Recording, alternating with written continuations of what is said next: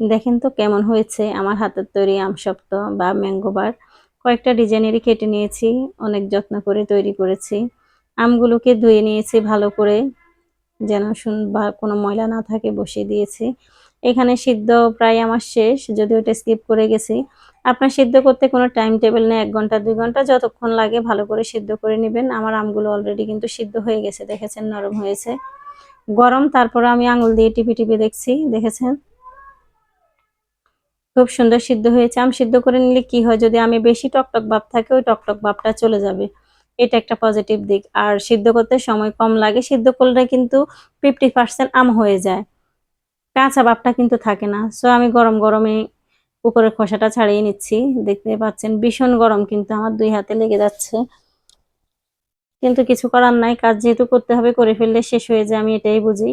উপরের খোসাটাও আমার কাজে লাগবে, আমি তো এখন আমটা ছাড়িয়ে নিতে হবে, চটকে নিতে হবে, খোসা সহ চটকানো যাবে না, সেটার আলাদা কাজ আছে। এখন আপনাদের কাছে যদি জার থাকে, জার দিয়ে এগুলো আরো মিহি করে নেবেন, জার না থাকলে, কারণ এখন সবার ঘরে মোটামুটি ব্লেন্ডার থাকে, আর ব্লেন্ডারে ব্লেন্ড করে নিলে ব্লেন্ডারের কোনো ক্ষতি হবে না, 1 মিনিটে ব্লেন্ড হয়ে যাবে, কারণ এগুলো তো সিদ্ধ হয়ে গেছে, সিদ্ধ হওয়া আছে, টেনশনের কিছু নেই। অনেকে বলবে যে ব্লেন্ড নষ্ট হয়ে যাবে, না, ব্লেন্ড নষ্ট হওয়ার কোনো কিছুই নেই, 1 মিনিটই লাগবে একদম মিহি হতে। সো আমার দেখেছেন কি সুন্দর একদম মিশ হয়ে গেছে, আপনারাও ঠিক এভাবে মিশ করে নেবেন, সময় কিন্তু বেশি লাগে না। যদিও অনেকে চায় না যে ঘরে ম্যাঙ্গো বার তৈরি করি, অনেক কষ্টের ব্যাপার, সময়ের ব্যাপার না, আসলে ফুল প্রসেসিং করতে আপনার 1.5 থেকে 2 ঘন্টা লাগবে, তাও এত সময় লাগে না, কারণ কাজ করতে হবে তো। এখানে আমি শুকনো মরিচ ভেজে নিয়েছি, এগুলো গুঁড়া করে নেব, যেন আমার ম্যাঙ্গো বারটা টক ঝাল মিষ্টি হয়, এমন টাইপের হয়। তা আমি পাতিলে বসিয়ে দিয়েছি, এগুলো এখন আরেকটু যেন হয় আর কি, কষিয়ে নিব আর কি যেটা বলে। তো এখানে দারচিনি, তেজপাতা, স্বাদ মতো লবণ, স্বাদ মতো চিনি দিয়ে দিব, যে যেভাবে খেতে চান, কেউ চিনির পরিমাণ বেশি রাখে, কেউ কম রাখে। আমি যেহেতু সিদ্ধ করে নিয়েছি, আমার অর্ধেক টক কিন্তু চলে গেছে, সেটা জানেন। এখন আমার চিনির পরিমাণ কমই লাগবে, যে যারা বেশি টক আম দিয়ে ম্যাঙ্গো বার তৈরি করেন তাদের চিনির পরিমাণ বেশি লাগে। এখানে সিদ্ধ করলে উপকার হয় কি, 50% টক কিন্তু চলে যায়। এখন চিলি ফ্লেক্সও দিয়ে দিয়েছি, এক কথায় এখন ভালো করে নেড়ে ছেড়ে নিচ্ছি যেন হয়ে যায়। একটা ট্রেতে আমি তেল মেখে নিচ্ছি, তেল মেখে নিলে কি হয়, ম্যাঙ্গো বারটা উঠতে কোনো সমস্যা হয় না, খুব সুন্দর মসৃণ ভাবে উঠে যায়, দেখেছেন। তেজপাতা, দারচিনি গুলো বেছে নিয়েছি, এগুলো যেন না থাকে সেদিকে খেয়াল রাখতে হবে। কাজ করতে হবে, এক কথায় মনোযোগ সহকারে কাজ করতে হবে, ভুল করলে হবে না, ঠিক আছে, ভুল করা যাবে না, এক কথায়। দেখেছেন কি সুন্দর করে মিশ করে নিয়েছি। আমার শাশুড়ি মা ম্যাঙ্গো বার খেতে চেয়েছিল বা আমসত্ত্ব, তো আমি আমার বাবার বাড়িতে ছিলাম, মায়ের কাছে ছিল না, মা অনেক রকমের আচার তৈরি করে, আর মা যে বানাই দিবে তারও সময় ছিল না, একদম সময় কম ছিল। তো হাজবেন্ড নিয়ে আসলো 1 কেজি আম, 1 কেজি আমের 4টা আম দিয়ে আমি ম্যাঙ্গো বার তৈরি করেছি। দেখেছেন তেল দেওয়ার কারণে কি সুন্দর উঠে গেছে, যদি উঠানোটা আমি স্কিপ করে গেছি, কোনো সমস্যা নাই। দেখেছেন কি অনেক খুব সুন্দর হয়েছে।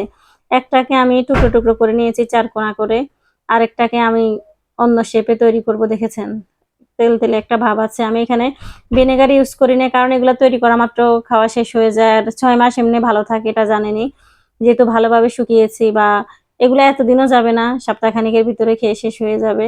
আর এই আমসত্ত্বগুলা যেগুলা বড় বড় টুকরো করে কেটেছি, এগুলো আপনারা পানিতে ভিজিয়ে শরবত করে খেতে পারবেন, খুব ভালো কাজে আসবে।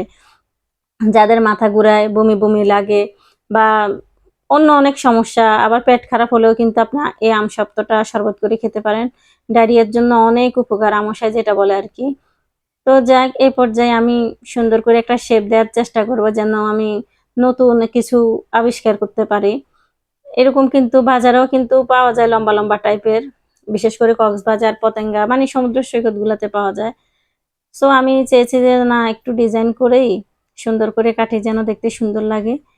সো আমি কেটে নিয়েছি, কেটে নেওয়ার পর এখন গোল গোল করে শেপ দিব, যেন দেখতে সুন্দর লাগে, চকলেট চকলেট একটা ভাব আসে, চুষে খাওয়া যায় চকলেটের মতো, বা লম্বা করলে ম্যাঙ্গো বারের মতো চুষে খাওয়া যাবে। কয়েকটা শেপ দিয়ে দিব, খুব শক্ত, কিন্তু কাটতে অনেক কষ্ট হচ্ছে, যদিও বোঝা যাচ্ছে না, কিন্তু কাটতে ভীষণ কষ্ট হচ্ছে, আমার হাতে লেগে যাচ্ছে। তারপরে সবগুলা কেটে তো কমপ্লিট করতেই হবে, নয়তো কাজ তো আর কমপ্লিট হবে না, তাই না। অনেক শক্ত, শক্ত হওয়ার কারণ হলো যেহেতু ভালোভাবে শুকিয়েছে, আমি চুলার নিচে দিয়েছি, উপরে দিয়েছি, বেশিক্ষণ সময় লাগেনি এক কথায়। সো আর কি, আমি আমার হাজবেন্ডকে বলবো যে সুযোগ করে এগুলো যেন আমার শাশুড়ির জন্য পাঠিয়ে দেয়, শাশুড়ি মা খেতে চেয়েছেন, এটাই অনেক বেশি আমার কাছে ভালো লেগেছে। এক কথায়। সো আর কি বলেন তো, এখন আপনাদের সাথে গল্প করা যায়, বলেন তো কি গল্প করি? গল্প তো কত রকমের হয়। আমার প্রতিদিনের কাজ হলো আপনাদের সাথে গল্প করা, টাইম পাস করা, সুন্দর সুন্দর ভিডিও উপহার দেওয়া। তাই আপনাদেরকে সুন্দর সুন্দর ভিডিও উপহার দিচ্ছি। দেখেছেন কি সুন্দর হয়েছে কাটা। আপনারা কে কেমন আছেন, কোথা থেকে আমার ভিডিওগুলো ওয়াচ করছেন অবশ্যই আমাকে জানাবেন। আপনাদের একটা লাইক, কমেন্ট, শেয়ার আমার ভীষণ উপকারে আসে, সেটা আপনারা ভালো করে জানেন। অনেকে হয়তো লাইক, কমেন্ট, শেয়ারের কথা বলে রাগ উঠে যায়, আসলে না, যারা ভিডিওগুলো মেক করে ছাড়ে তাদের অনেক কষ্ট হয়। তো আপনাদের একটা লাইক, কমেন্ট, শেয়ারে কাজ করার আগ্রহ আরো বেশি বেড়ে যায়। তো সবাই ভালো থাকবেন, সুস্থ থাকবেন, যে যেখানে আছেন ভালো থাকেন, আমার জন্য দোয়া করবেন।